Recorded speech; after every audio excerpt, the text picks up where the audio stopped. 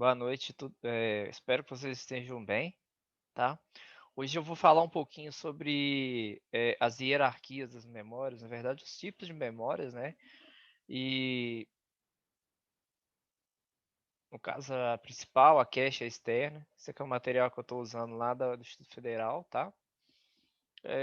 Mas assim, todo o conteúdo que a gente geralmente pesquisa é basicamente é, a, são essas as memórias principais, tá? Então vocês vão achar formas diferentes, mas representando o mesmo tipo de informação. Vocês estão conseguindo me ouvir bem? Espero que sim. Peraí. Ok. É, eu vou disponibilizar ao final da aula esse material, tá? Lá no portal. É isso. Bom, então, gente, a gente tem, quando a gente fala que a gente tem memória principal, é aquela memória onde o computador está executando as aplicações em primeiro e segundo plano, tá? Então, é aquela memória que o computador não funciona se não tiver ela, né? Então, tudo que está sendo executado agora nesse computador, eu estou usando insistentemente a memória principal. A memória secundária também é importante, porque é o que a gente usa para poder armazenar programas, armazenar arquivos, recuperar os arquivos, fazer as alterações e assim por diante, tá? Então, ó, a gente tem aqui os registradores da CPU, que são, no caso, quando a gente fala de informática, a menor quantidade de memória que a gente tem, né? No caso, o registrador de CPU. Aí a gente tem aqui a memória cache, que no caso é uma memória que ela é a memória de acesso rápido, tá? Ela fica junto lá no processador. E a memória RAM. No caso aqui a gente tem a memória física, a memória virtual, que é como se ele fosse simular um, uma quantidade certa de memória que no caso é feito por programa, né? Para auxiliar, tá? Às vezes essa memória virtual, ela pode até deixar o computador mais lento. Eu, por exemplo, já desativei a memória virtual, deixei só a física mesmo, porque geralmente eles usavam essa memória virtual, eles pegam emprestado um pouquinho do HD para simular uma memória RAM, aumentar a memória que você já tem. Só que se você já tem um setup bacana, não tem necessidade disso não, tá? Essas duas memórias aqui, elas são memórias de armazenamento temporário. Significa que ao desligar o computador, a informação que está ali vai ser perdida, tá? Aqui tem os dispositivos de armazenamento, que é o ROM e o BIOS, né? ROM é Read Only Memory, é memória de somente leitura. Geralmente isso aqui fica naquele chip lá onde tem a sequência de inicialização, tá? E a BIOS também, né? Onde são áreas de memória permanente, né? Preciso digitar essas coisas gravadas aí e não é possível alterar, tá? Ah, tá com problema na BIOS, mas ele chega a carregar alguma coisa ou ele não carrega nada? Então não é na BIOS, é no sistema operacional. Tem que apertar F12 e aí? Aí ele carrega o sistema? Hum, Aparece três opções. Deu certo? Uai, que estranho. Depois a gente dá uma olhada nisso aí. Geralmente isso aí é erro de disco, tá? Porque a BIOS, se ela não estiver funcionando, o computador ele nem liga. A BIOS ela serve justamente para poder ligar o computador. BIOS significa Basic Input Output System. É um sisteminha bem simples mesmo para poder fazer o computador ligar. Então, ela dá esse problema, tá dando nessa tela da BIOS aí, mas não é da BIOS, é do sistema, tá? Sistema operacional ou do disco. Aí teria que fazer uma análise mais criteriosa. Boa noite ao pessoal que chegou aí, tá? Sejam bem-vindos. Aí a gente tem aqui os discos removíveis, né? Pendrive. Antigamente a gente tinha muita mania de usar CD-ROM, DVD para gravar e ler as informações, né? Hoje essas coisas estão em desuso, tá? Então mais é pendrive, HD externo. Antigamente a gente tinha o tal do disquete, né? Armazenamento, rede, internet e o disco rígido, tá? A diferença, só que tem diferença, porque o disco rígido eu ainda consigo alterar todas essas aqui, ó, essa parte aqui da rede e tudo mais, disco imovível, disco rígido, eu consigo alterar algumas informações que estão lá. A ROM e a BIOS eu não consigo não, tá? É para não deixar alterar alguma coisa que vai impactar no início do computador, tá? Apesar que tem uma parte da BIOS lá que tá para você mudar hora, data, opções de idioma, colocar uma senha. Aí são algumas alterações que ainda dá para fazer. Agora outras já não tem como, tá? Aí aqui a gente tem as fontes de entrada, né? Dispositivo de entrada, teclado, mouse, as mídias removíveis, scanner, câmera, microfone, fontes remotas e tem outras fontes também, tá? Fontes remotas a gente entende como, por exemplo, um acesso remoto pela rede e tudo mais. Então, ó, vamos falar hoje sobre a memória principal, né? Os primeiros computadores, as memórias de acesso aleatório, a RAM, né? A gente fala memória RAM,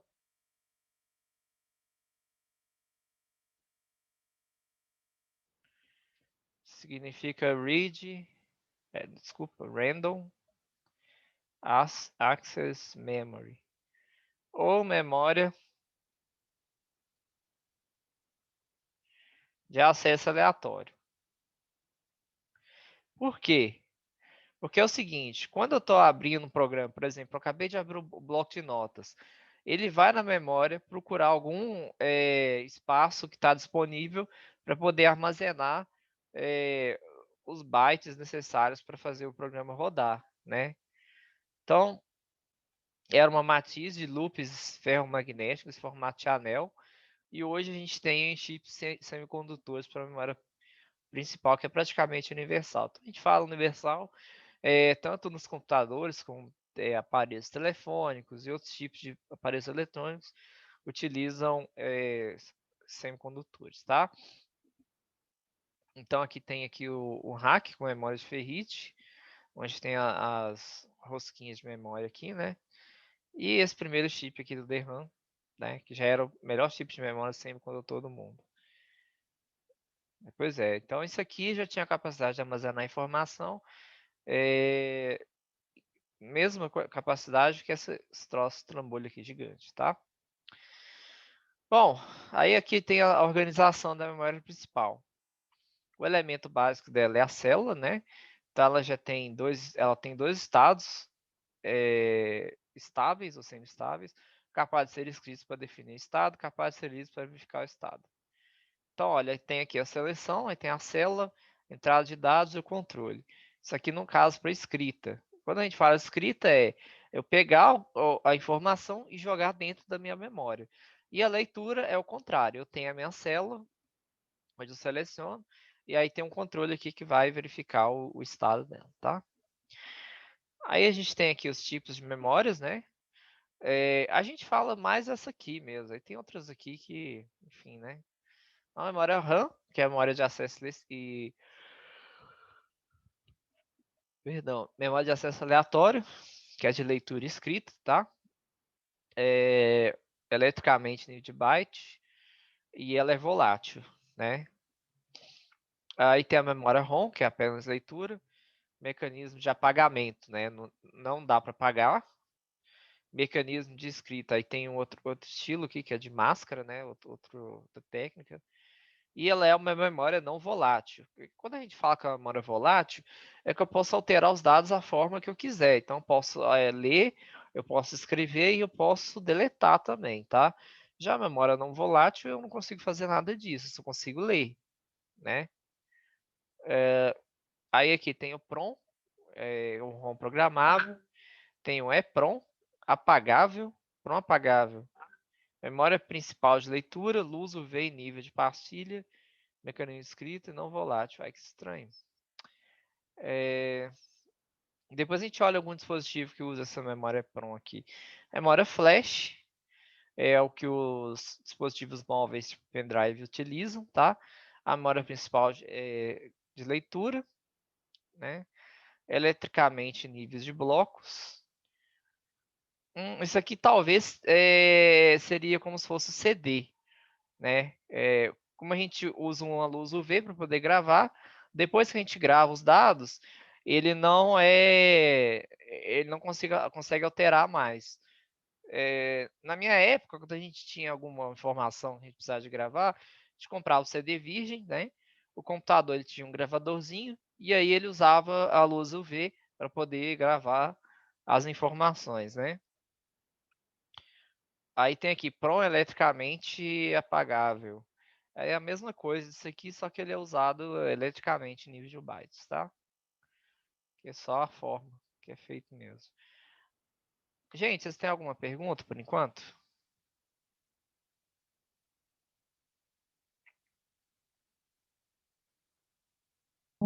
Tem não?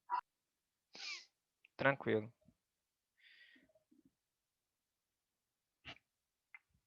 Aí aqui tem a RAM dinâmica, que é a DRAM, né? As células armazenam dados com a carga de capacitores. Tem um circuito de regeneração que dá um refresh, usado na memória principal. Tem a RAM estática, que é esse RAM, valores são armazenados usando configurações de flip-flops com portas lógicas, né? Então a gente estudou portas lógicas. Não é necessário circuito de regeneração usado na memória cache, tá? A gente vai falar um pouquinho sobre flip-flop. Memória ROM, perdão. Memória somente leitura, ela não volátil. Então, para que a gente usa isso? Bibliotecas de funções de uso frequente, programa de sistemas, tabelas de função, tá?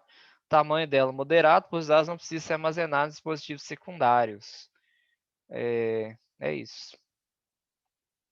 Aí tem o PROM, programável, pode ser escrito eletricamente apenas uma vez. Necessário equipamento especial para processo de escrita ou programação, tá? E lida e escrita eletricamente através de escritura, os células de armazenamento são apagados através da exposição à luz ultravioleta intensa, mais cara que a PROM, tá? Aí tem aqui a ROM programável, que é apagável eletronicamente, pode ser feito somente nos bytes interessados em modificá-los demais, mais caro que a PROM menos densa. Flash intermediário entre as duas, né? Tanto no custo quanto na funcionalidade. Usa tecnologia elétrica de pagamento e alta densidade. Dessas memórias aqui, a mais rápida é essa flash aqui, tá, gente? Que a gente estudou no caso das ROMs, tá? A memória cache é a mais rápida de todos. Lógica do chip. As memórias semicondutoras vêm em chips empacotados contém um vetor de células de memória. Né? Não sei se vocês lembram lá em lógica de programação, quando a gente estudou de vetor, como se fosse uma linha de uma tabela, né? Para as memórias semicondutoras, uma das principais questões de projeto é o número de bits dados que podem ser lidos e escritos de cada vez. Em um extremo, o arranjo físico de células no vetor é o mesmo que o arranjo lógico de palavras da memória. O vetor é organizado em W palavras de B bits de cada, né? No extremo está a organização de um bit por chip, tá? Isso aqui são coisas mais técnicas, não faz sentido a gente ver isso agora não, tá? Aqui são os arranjos físicos. Então aqui são as formas, né? É igual ao arranjo lógico das palavras na memória, tal como percebido pelo processador. Aqui são as formas, né? Como as informações são armazenadas e lidas, né? Enfim, vou pular isso aqui.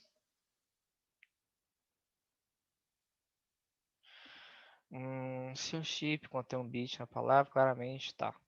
Isso aqui também eu vou dar uma pulada.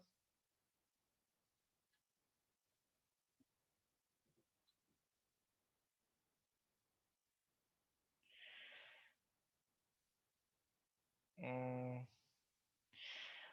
Isso aqui é interessante, ó. Formas de capsulamento. Módulos DIP Dual Line Package usados em PCs antigos. XT286, 386.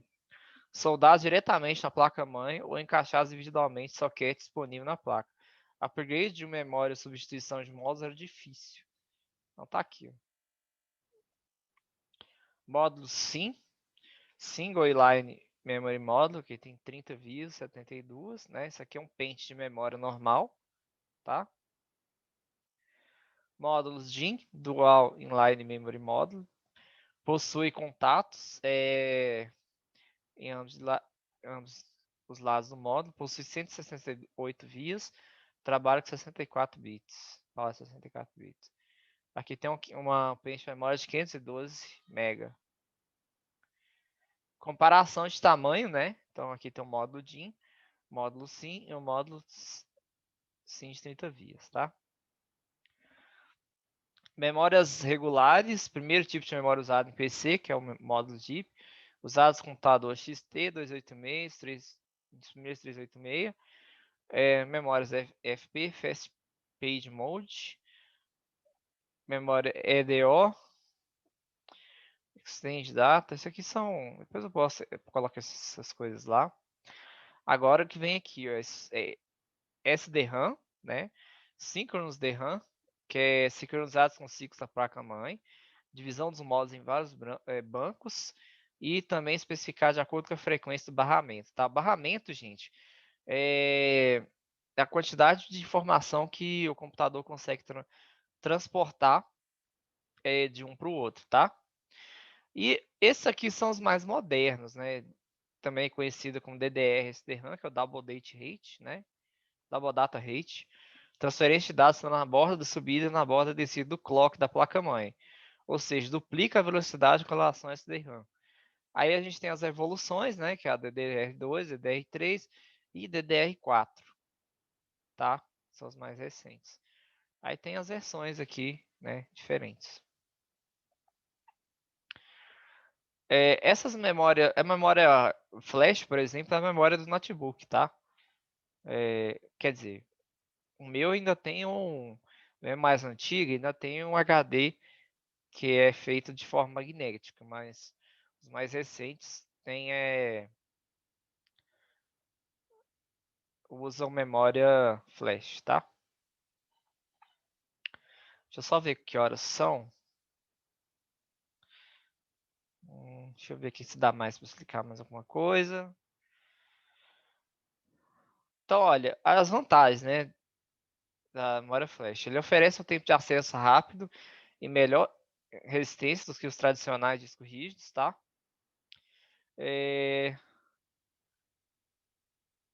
Desenvolvido na época de 80 pela Toshiba, chips semelhantes aos da memória RAM, permitindo que muitos endereços sejam pagados numa só operação, comumente usado em cartões de memória, pendrive, MP3 player, né? Isso aqui já nem existe mais. Câmeras digitais, celulares, quer dizer, existe, né? Mas não é tão usado assim. Câmeras digitais e celulares, né? Então, olha, ele tem um SSD, que é o Solid State Drive, né? É um dispositivo sem partes móveis para armazenamento não volátil de dados digitais.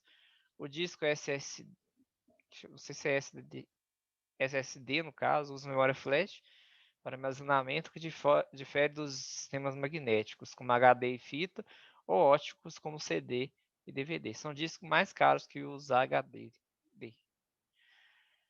Aí, então, assim, geralmente o pessoal usa a mistura de dois, né? SSHD, né?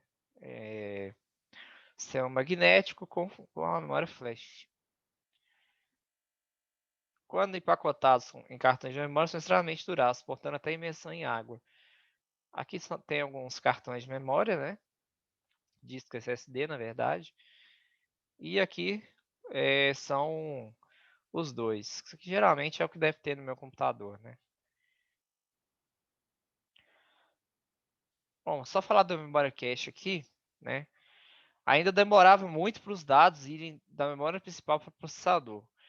Uma memória principal grande e lenta é combinada com uma memória cache pequena e rápida, né? A memória cache foi projetada para acumular momentaneamente, então os dados duram menos que os dados da memória RAM, né? Os dados a serem enviados do processador e seus periféricos. O princípio é duplicar parte dos dados na memória principal em um módulo menor e mais rápido. Então aqui tem os níveis, né? O level 1 aqui, que é do próprio chip do processador, level 2, que é o chip separado, acoplado ao processador, e o level 3 na placa-mãe, né? Então, ó, a gente tem aqui a gente tem o barramento, né, que é o local bus aqui. Aí a gente tem aqui uma parte que é da memória cache, que é um banco, e tem um que fica aqui no processador. Para que isso? Para pegar algumas informações aqui que vão ser armazenadas sem ficar dependendo tanto assim da, da memória RAM, né? Um exemplo, quando você acaba de abrir o Word, por exemplo, fecha, na hora de abrir novamente, ele abre mais rápido. Por quê? Porque a memória cache é a que fica sendo usada, fica armazenando os dados aqui para poder abrir os programas mais rápido, tá? Então aqui a gente tem a cache, né? A cache única e a organização de 3 níveis. Então, ó, tem aqui a CPU, tem a transferência, né? Do CPU para a memória cache, da memória principal. E aqui a gente vê aqui que a memória lenta, né? No caso, é a memória principal. E a memória secundária é mais lenta ainda, tá? Por isso que é bom desativar aquela memória virtual lá.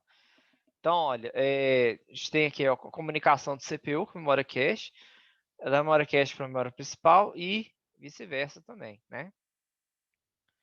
E aqui tem os níveis, nível 1, nível 2, nível 3, rápida, menos rápida e lenta, enfim, né? Bom, eu vou falar mais sobre esse assunto na próxima aula. Eu tenho uma reunião agora às 19, mas eu acho que deu para pegar um pouquinho. Eu ainda vou falar mais sobre outros tipos de memória. Vocês querem perguntar alguma coisa? Aproveitar esse tempo final aí.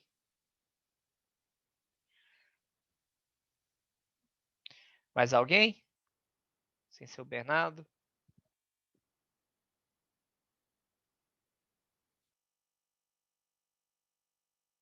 Tranquilo. Eu vou disponibilizar isso aqui lá no portal daqui a pouco, tá? Lembrando que semana que vem nós não teremos aula por conta dos feriados do carnaval que não teremos, né? E voltaremos na outra semana, tá bom? Qualquer coisa, estou à dúvida. Estou à disposição para tirar as dúvidas, beleza? É isso, pessoal. Bom final de semana, boa sexta para vocês e aproveitem. Descansem bastante semana que vem. Tchau, tchau.